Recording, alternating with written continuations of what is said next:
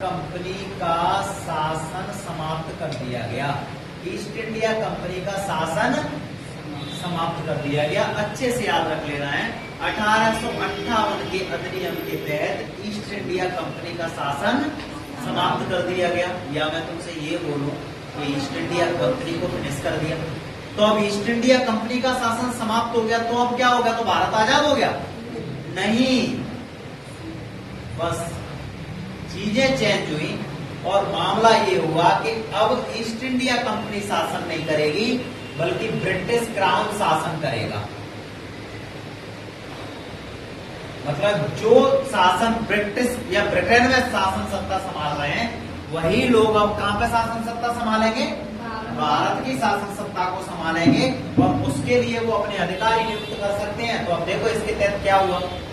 जो east India company को board of controllers, देखो board of controllers and board of directors, ये जो संभाल रहे थे ना, इनको कर दिया गया समाप्त। देखो याद आ रहा है क्या?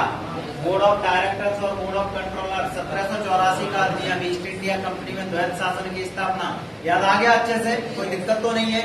तो जो board of directors, board of controllers गठित किए गए थे 1784 पिट्स इंडिया एक्ट में, उनको समाप्त कर दिया गया और इनकी जगह पे एक अलग मामला बनाया गया और बोला कि अब हम एक पद बना रहे हैं, और वो पद है तुम्हारा भारत सचिव का पद। किसका?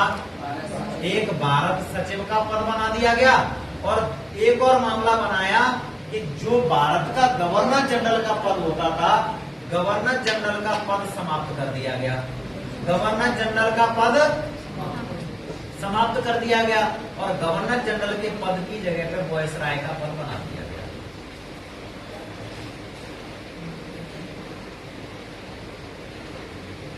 काय का पद बना दिया गया? इतना सब तुम्हें याद रखना है भाई, इतने से हमारा काम चल जाए।